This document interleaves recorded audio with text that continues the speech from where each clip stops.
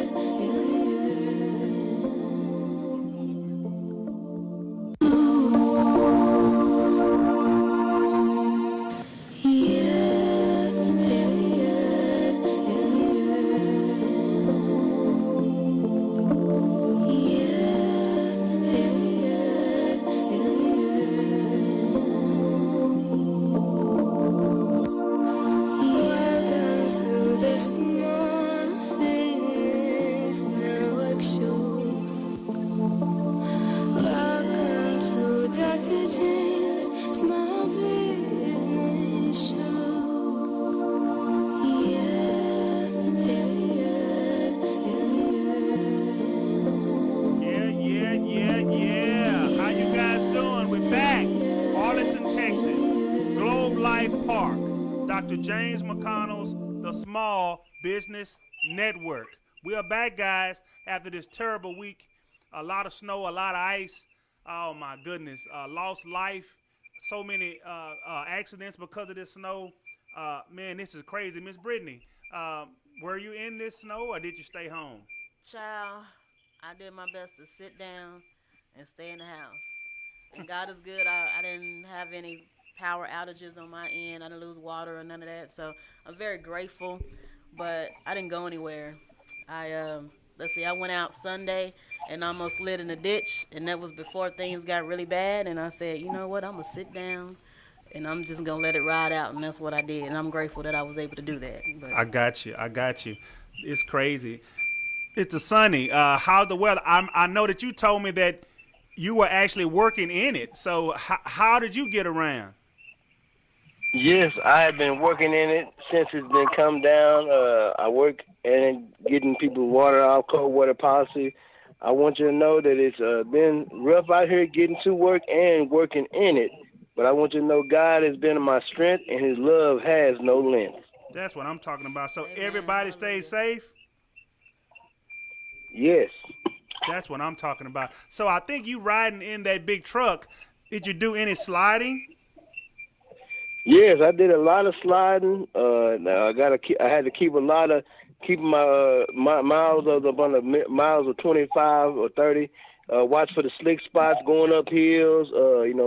But my job is consistent of keeping people water out so the pipes won't burst. But eventually, that's why I'm out here. I've been working around the clock since last Saturday evening. Man, I love it, man. Hey, well, thank you for all your hard work, man. Thank you for your service, Lord. That's what I'm talking about. Well, I appreciate y'all continue to keep me up. Well, since we got you on this phone, we want to talk about time management. Do we use it properly?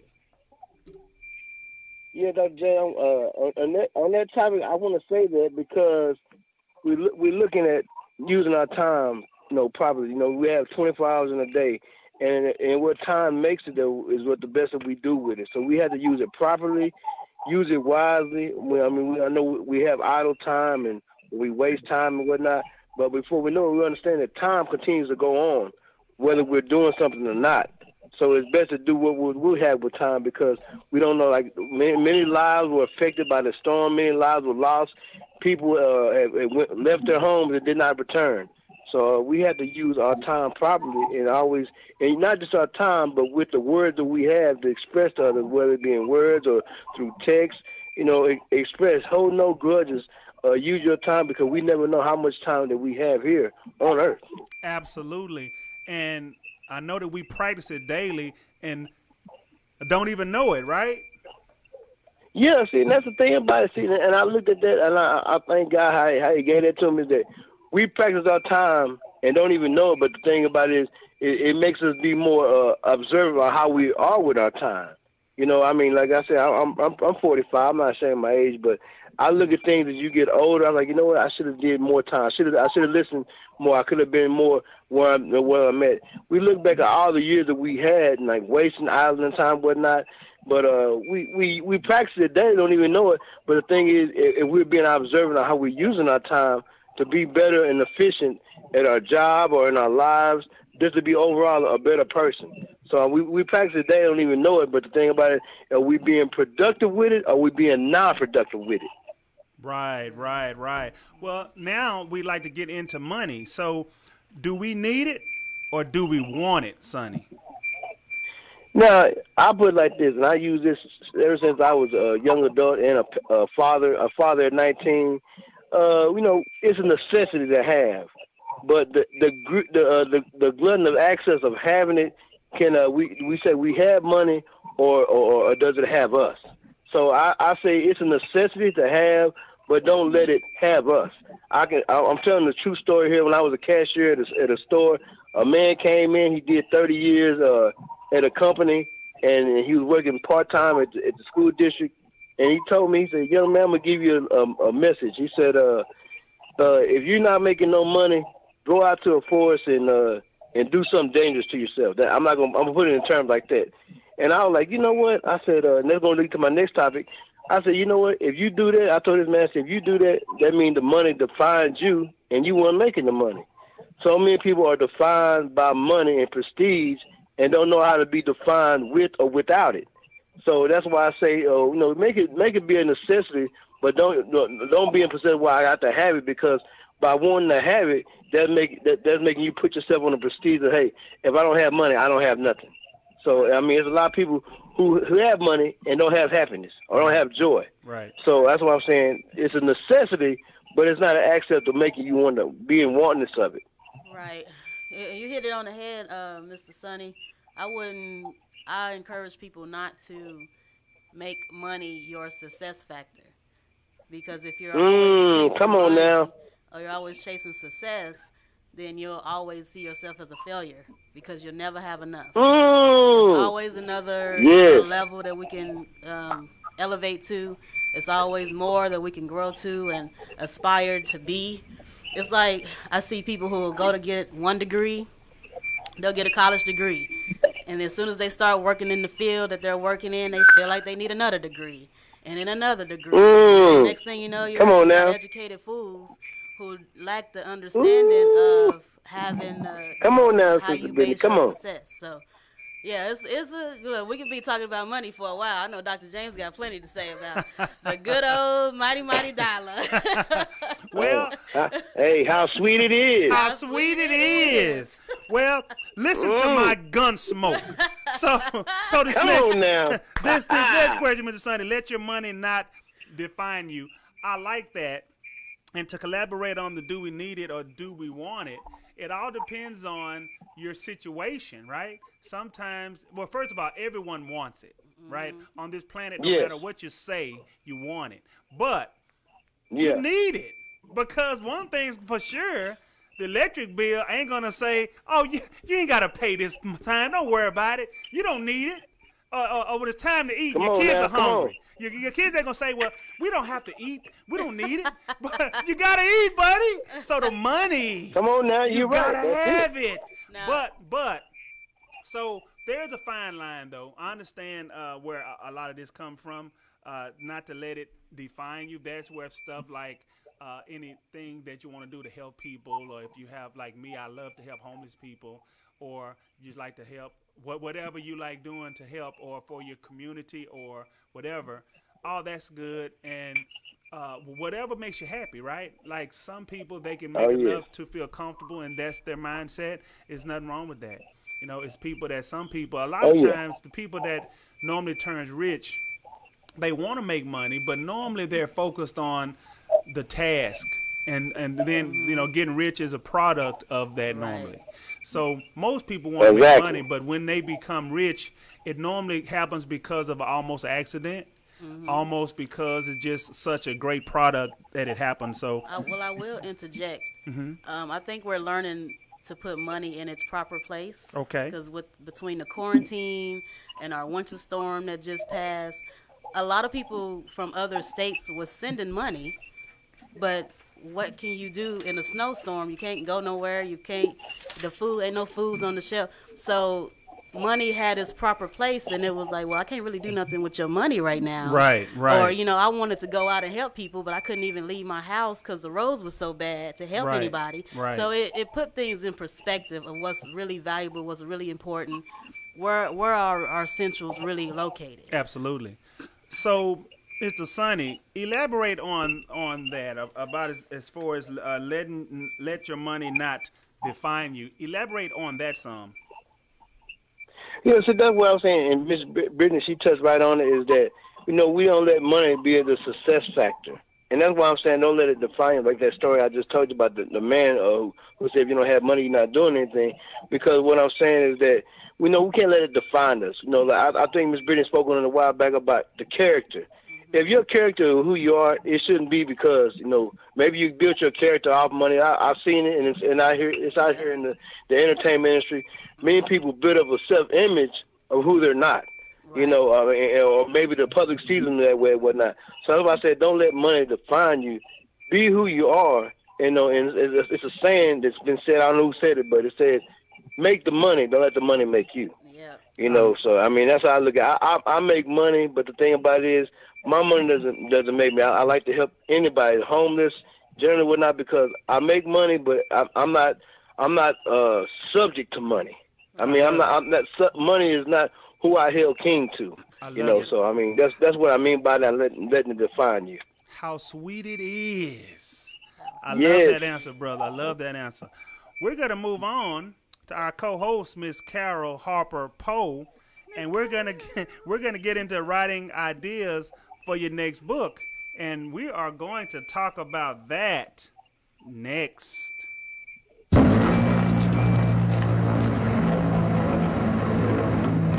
Excuse me. Hello, I'm Bill. I've been in the financial industry for over 30 years. Now I share my passion for helping others become more financially educated. Why are so many...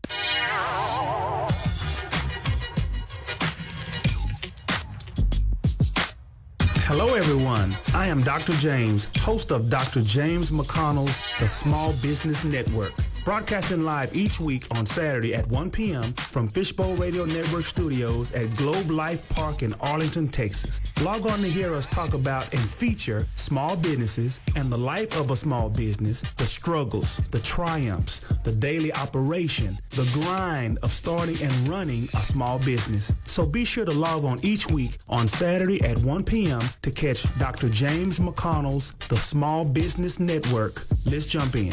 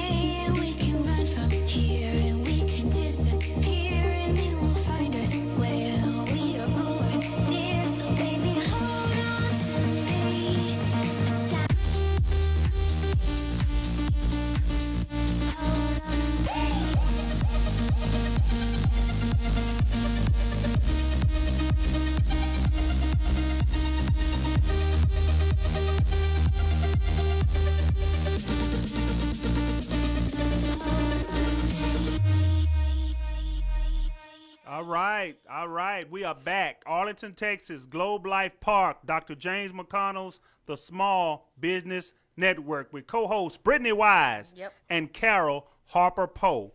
We have our expert practitioner, Carla A. Murphy. Miss Carla, are you still here? I'm still here. Good afternoon. Awesome. Miss Carol, are you in? I'm in. All right. We have our delivery courier expert, Mr. Sonny, that you just heard from. And we have our credit repair specialist expert, Mr. Tremel Henry. How you doing, Mr. Henry? Hey, man, I'm blessed. I'm blessed to be on this panel here around everyone.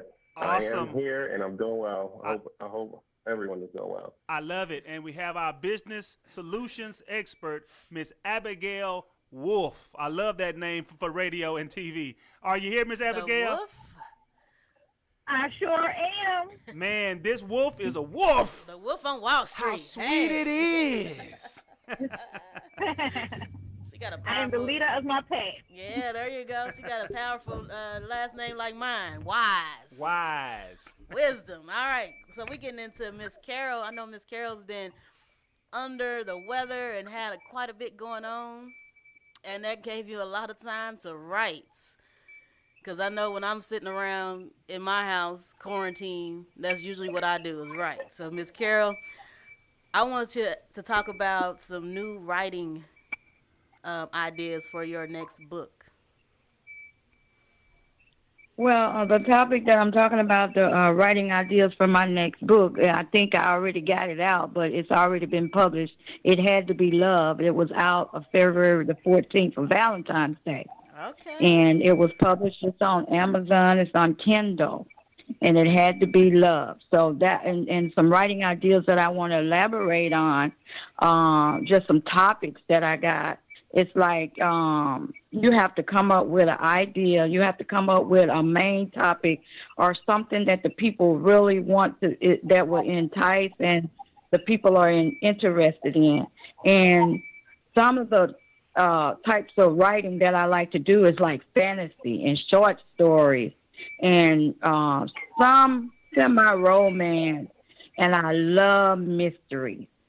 Mysteries, to me, I love to watch mystery movies, so that enticed me to write mysteries in fiction and nonfiction, real and unreal, you know. So that is some of the things that, some of the writing ideas that my listeners could come up with, or some dynamite topic that you think that the world would want to read. Okay. All right. That's pretty cool. I'm glad to hear that. You got all kind of writing ideas. So talk about your being creative. What are some ways that you use to be creative? Well, some ways that you can be creative is find your passion and know the voice that you want to write in. I mean, it's different types of voice that you can write in, you know, and like different styles, characters, and your plot. Like styles is like coming up with ideas is like meaning like explanatory, descriptive, and passionate, and narrative. Like telling like a play, like you guys are writing a play, being narrative. And just actually, I'm a free writer. I just go with the flow. And when I get it all together, I put it together. I tell everybody I break the rules. I don't go by the book. I just break the rules. And when it all comes together when I get to the end of it and I put it in order by editing. So I just break the rules, and I hate to say that on air, but I just break the rules because everybody writes differently and have different kind of passion and ways that they write. Right. It really ain't no rules in writing, though, Miss Carol. You kind of just, once you sit down and it starts flowing through you, you just let it go and let it flow. Exactly. I agree. Mr. Henry, tell me about that being creative, the voice part of it. What'd you think about that, Mr. Henry? I love being creative. I mean, being creative and creativity It's amazing. You tap into your inner self to understand that you could take your experiences, because we're all like human beings, right? So you take your experiences and you can create the ability of understanding that people go through the same things through different walks of life. And I could take an experience that you have and just expound on it and then, speak abroad about it, living vicariously through your experience, and then, letting people understand, like, we're all generally just about the same. We have different emotions, same emotions, different times, and just making sure that we stay in tune with each other and the vibe is right, and you pick what you have from out of the vibe that comes to you, and if you could write about that, man, it goes such a long way. It's a long way. It touches a lot of people. I love it, brother. I love it. So since we got you on this phone, we want to get into inaccurate data reporting on my credit. Yeah, man. Let's talk about it. Let's effing talk about it. Basically, but no. I believe Miss Carol has a question for you. Yes, Okay, Miss Mr. Is it Terrell or Mr. Henry? Which one is it? You could feel comfortable with calling me Tremel, or Tremel is fine. Okay, Mr. Terrell. I'm going to ask you, is this allowed or lawful in inaccurate dating reporting on your credit report? It is not allowed. However, if it's there and you don't know that it's there, then you could say it's allowed. But at the end of the day, you as a consumer have rights to have it wish to be removed, scrubbed from your credit report, and have it to be replaced with the accurate and right data, such as the correct spelling of your name, the correct numbers of your social security number, the correct address that you currently live in, and your date of birth, all of these things. So let's just dive into it just a little bit. You, as a consumer here, everyone will more than likely have the ability to have some inaccurate data or information that's placed inside their name, because people who work in clerical offices, they make mistakes. Your name could be spelled with, like, okay, for instance, like you have misstated my name. It's Tremel Henry. However, people will call me Terrell, or spell my name with two M's when it's spelled with one, or two L's when it's spelled with, one. And they'll write this information into the system, and it gets stuck with your name. And then this is a way that you could easily have someone to come and do identity theft upon you, and you just have no idea knowing until you check your credit. Okay. So how should I have it corrected? Oh, man. Great question. You could start with calling 3 credit bureaus, Equifax, Experian, and TransUnion, and you could either write them a letter wishing and willing, hey, listen, this is me, this is my name, this is my accurate address, and I would like for this name and this accurate address and this work history to only display on my behalf in my credit file. And then they'll update it. It might take them a little bit of time, and you got to be a little bit more persistent. Instead of just a phone call and a letter, you have to do it 3 or 4 times to make sure that you can follow up to get them to do exactly what you need them to do. But long story short, they will update your information and remove all of the inaccurate information that is there. Wow. Awesome. You answered my question. So how low? Yes, you did, sir. You really did. Thank you so much. How low should I know that is utilization? And the first question is, how bad can it hurt my score? Oh man, utilization could jam your score up pretty well. I believe it's about maybe 20 to 30% of your score. It could definitely hinder you from having a great score. Let's just say your utilization, you should want it to be to have perfect utilization. You want it to be like less than 5%. Yes, less than 5%, meaning that you're only using like less than 5% of whatever credit that you do have. A lot of people say, oh, 30%, 30 isn't really correct. That keeps you in a jam of being on an edge. So then if you do 33 or 35, now you're overusing the utilization that you should not be using. So if you could get into the habit of using just 10%, that'll always bring you down to having excellent utilization and perfect utilization. And let's just talk about a credit card real quick. And we can make these numbers just very simple. If you have a credit card that is based off of $300 limit, then you go to use $100 of the $300. That's a 30% of it, correct? So that 30% is what I am talking about, that normally people would use that template of understanding, oh, I'll just use 30%. But you want to stay away from that. That's $100 off of that credit card. You want to at least stay within 50% of it, of that credit card. And 50% of that 30%, which is $50 that you're going to use of that utilization. You want to keep that in a good control so that way you have good standing, perfect credit of using that utilization. If I'm making anything clear to you. Yes, absolutely. Sounds great. Do I need high credit lines if I need smaller ones? Yes. Your aim and your goal is to have high credit lines. That should be everyone's aim and goal.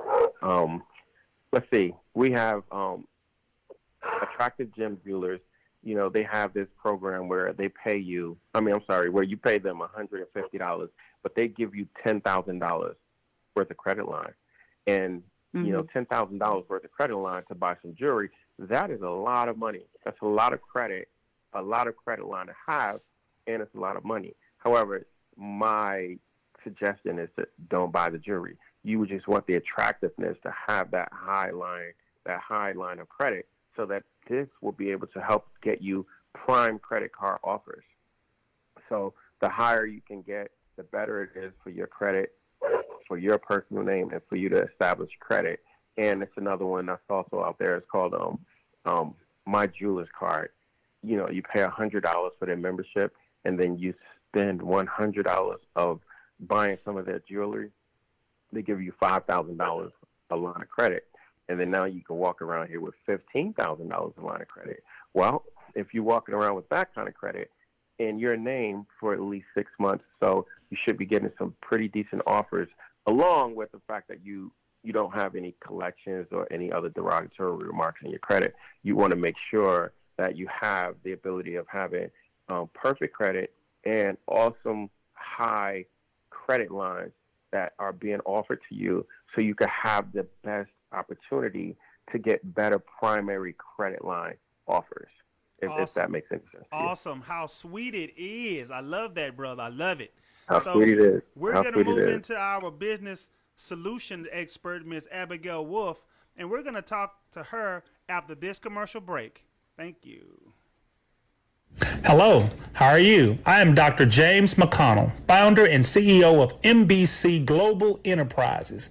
From today all the way through Halloween, October 31st, we are writing articles about people and their businesses. This article does not cost you a thing. We want to be able to help businesses grow and prosper. These articles will go on our social media pages, our business pages, and so forth, to help you get more exposure and business for your business.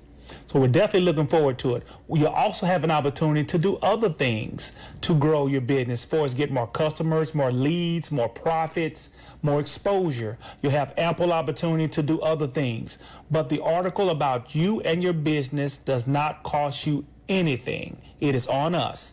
So give us a call at 469-765-5327 and either text "I want it" or just ask about the opportunity. Again, the phone number is 469-765-5327 and either text "I want it" or call about the opportunity. Operators will be waiting. Have a great day.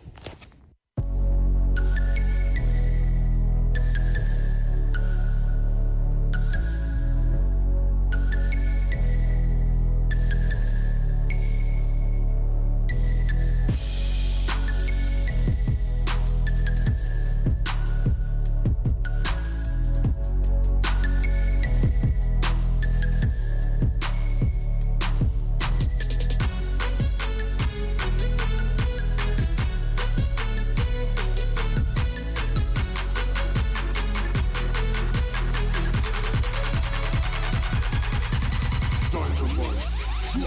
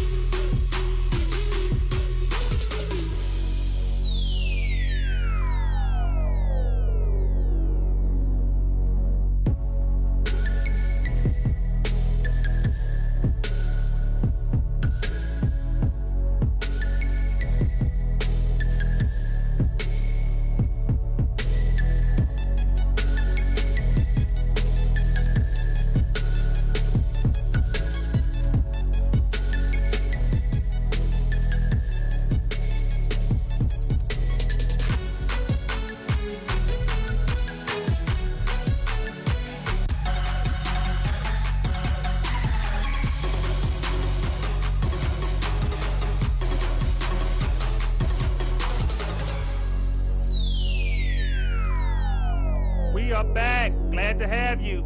Listen, lookers, we're excited. We're back. Dr. James McConnell's The Small Business Network.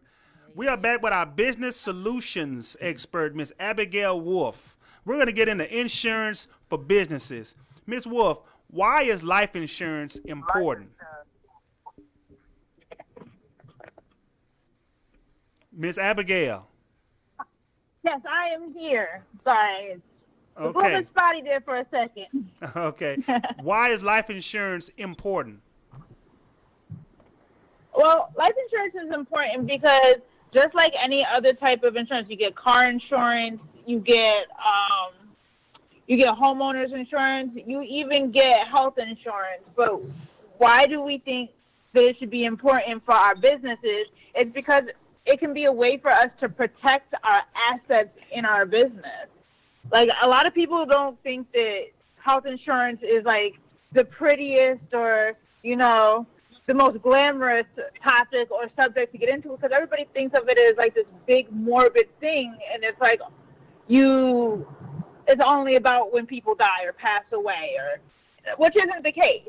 I mean, in place of business, it can be very beneficial because you can use it to help fund your business and use it for opportunities that come up in your business that you want to, make a purchase with, and you might not have the capital to do it, but you can, use it as a funding vehicle for that. Or, like, for instance, with buy-sell agreements, if you have a business partner, it's a way to, have an agreement with your partner. So sometimes most business partners don't want to share their business with the spouse of their business partner if something happens, or if they get injured. Like, how is that going to help your business run? Or they want to have a divorce, or they just want to retire. It's a way for you to be able to buy them out and have that cash on hand and not have to use the hard-earned money that you have saved for that. So I think it's a very good option for businesses to kind of help protect the life and the viability of the business depending on the business's evaluation. So what are other ways that it can benefit, like a business? Do you have other ways? Yeah, I mean, like I mentioned before, like, you can use it to fund opportunities when they arise. Like, let's say, for instance, there is an asset you want to buy for your business, and you can't get like the traditional loan from a bank, or don't have that credit worthiness. You can use that as a way to finance that opportunity and help grow your business. So it's not just for that. So, and also, like I said before, with buy-sell agreements, or just to have it to be able to buy somebody out. So again, there's other options with it, but those are like the main ones that like it's really good for. Like, and it also provides you a way to, keep, let's say you have a key person in your business that, like, without that person, your business will not function. and something happens to them, you have that money to be able to, train somebody else and be able to, finance them for a little bit while they get on their feet, and also keep the lights on. Like, you guys in Texas had that big storm. Like, what if you didn't have the cash to get some of the things you needed right then and there? It's a good way, and you don't have to wait for like weeks or days. You can get that money almost instantaneously. Awesome. Depending on how you get it set up, too. You have to get it set up properly. How sweet it is. I love it. I love it. So on that note, we're going to slide over to our expert practitioner, Carla Murphy, all the way from Buffalo, New York, with topic Launch a Business in Another Country. Miss Carla, what does it mean to be a global business? Well, Dr. James, a global business is a company that operates facilities in many countries around the world, such as like factories and distribution centers. But it's important to note that it's different from an international business, which is one that sells products worldwide but has facilities only in its home country. I love it. Awesome. So what are some tips to launch a business in another country? You should identify and quantify your expectations, and some of those things are understanding the environment, determining your budget, resolving logistics issues before it's time to set up shop, finding a local agent, and establishing international banking relationships, which is critical to be able to convert money. Awesome. So, challenges of international businesses. What are some challenges of starting an international business? When starting international businesses, tax situations can be a little tricky. You also need to have business registration and other regulations. You need to have knowledge of those important factors. The economic climate of the target country's information is critical to know, as well as to take into consideration about potential language barriers. So you don't ever want to forget about the cultural differences, and that will help you along the way. Awesome. That's awesome. So what should you do to conduct business effectively in our countries? One of the first things you should do is know the culture, learn about the people, the places, and the things that are most important in those countries. Study the market, establish clear communication, choose good people, and get legal help. Getting legal help is something that is a must in order to be able to operate effectively and legally in other countries. Awesome. Wow, that's pretty cool, Miss Carla. Thanks for sharing. I have a question for Miss Abigail Wolf, the leader of the pack. Miss Abigail, yes, you there? ma'am. So, I want to ask you about business funding. Why do businesses need funding? Tell us about that. Well, funding is very important because if you don't have the right funding, you can't grow your business. I mean, a good portion of businesses fail because they don't have funding for marketing, for product growth, and without those basic things, because marketing that's a whole other topic in itself, but without marketing, you can't really expand it to your audience and tell them what your product is. And if you can't do that, you're not going to generate as many leads as you would like to. And that it's kind of like a cycle. It's like a big wheel that kind of goes around. So with funding, it gives you opportunity and gives you options to really help your business grow, and so it doesn't fall behind. I mean, your competitors, they put a lot of dollars into marketing, and it takes them far. So, like, especially when businesses are starting up, having that funding behind you, like, really helps you to, push forward. Without it, you're almost guaranteed to fail. Almost. Not quite, but almost. Right. Yeah, I agree. Businesses need funding to be a business for the most part. That's why we need consumers. So what are some other ways to use the funding when a business does get funding? Besides marketing and just having that cash flow on hand. See, let's say you don't have customers for a couple of weeks, or you're behind, or you have orders that need to, be paid for, and like you're on that schedule.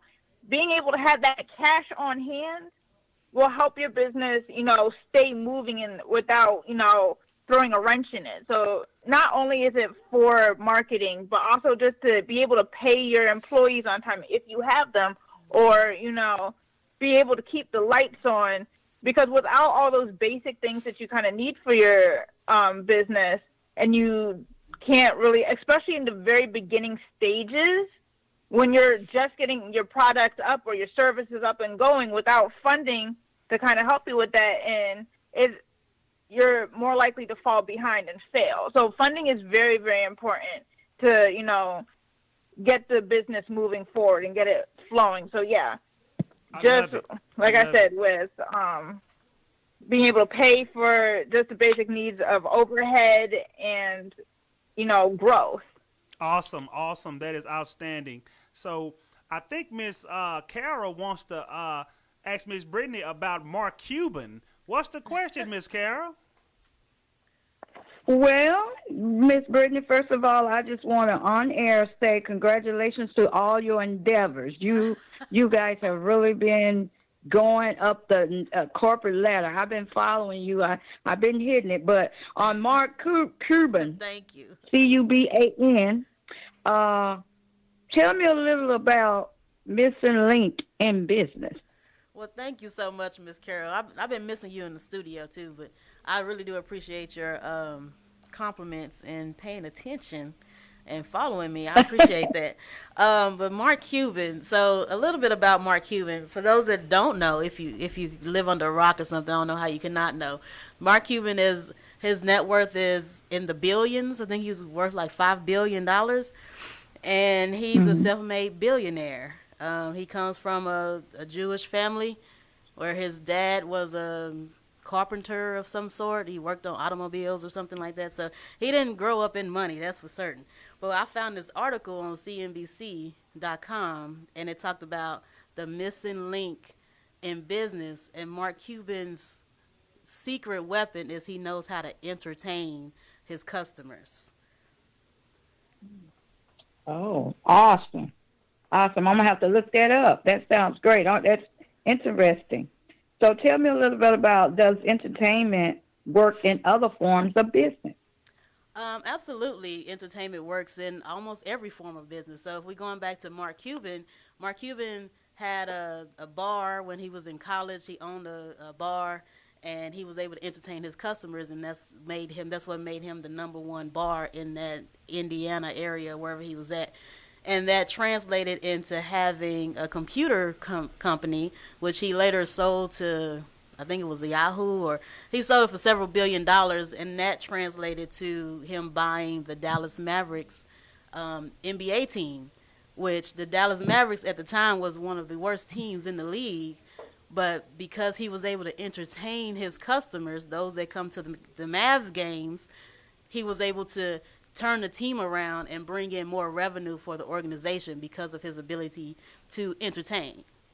And that goes with any business. If you can entertain your customers and you give them a reason to want to spend money with you, whether it be your personality or something that you offer, when you can entertain people, regardless of if they're broke or rich, people want to be entertained. Either to take their mind off of being broke, they'll spend money with you, or when they have money, they want to be entertained, so they'll still spend their money with you. So if you learn how to entertain, you'll always be in business. Absolutely. Awesome. Man, we so glad that everyone tuned in to watch and listen to our show. This was jam-packed. We love all our guests and all of our practitioners and all of our specialists. Oh, my goodness, this was great. And for all of you guys that are here, that are on the show on a frequent basis, like I always say, anytime you get customers and let's say you get them to spending over $200 either one time or accumulatively, I will hook you up to hook up your customer with either a $200 gift card or some gift to say thank you. And that's coming from me. Again, and you can tell your customers it's coming from you if you want. The bottom line is I'm going to hook you up. Anybody spend over $200 either one time or it takes 2 or 3 times. Once they get to that number, I'm going to hook you up with a $200 gift card or some gift to give to your customer as a thank you. So thank you for tuning in. How sweet it is. And we're going to see you guys next show. Have a great day on this sunny day in Arlington, Texas. Goodbye, guys. Welcome to the Small Business Network Show. Welcome to Dr. James Small Business Show. Yeah, yeah, yeah,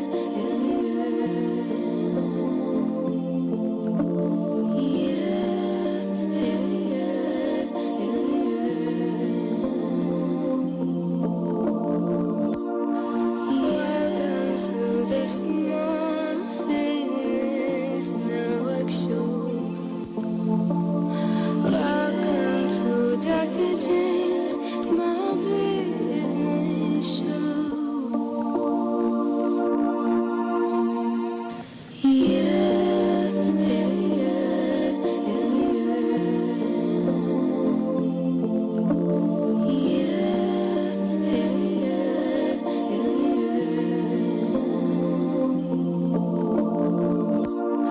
Welcome to the Small Business Network Show.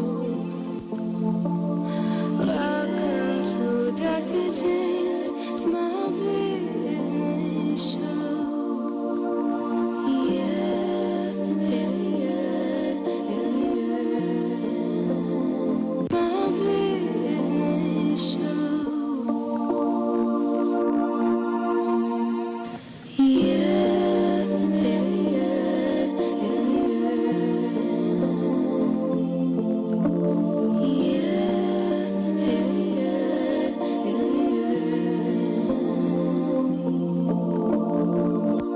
Welcome to the Small Business Network Show. Welcome to Dr. James.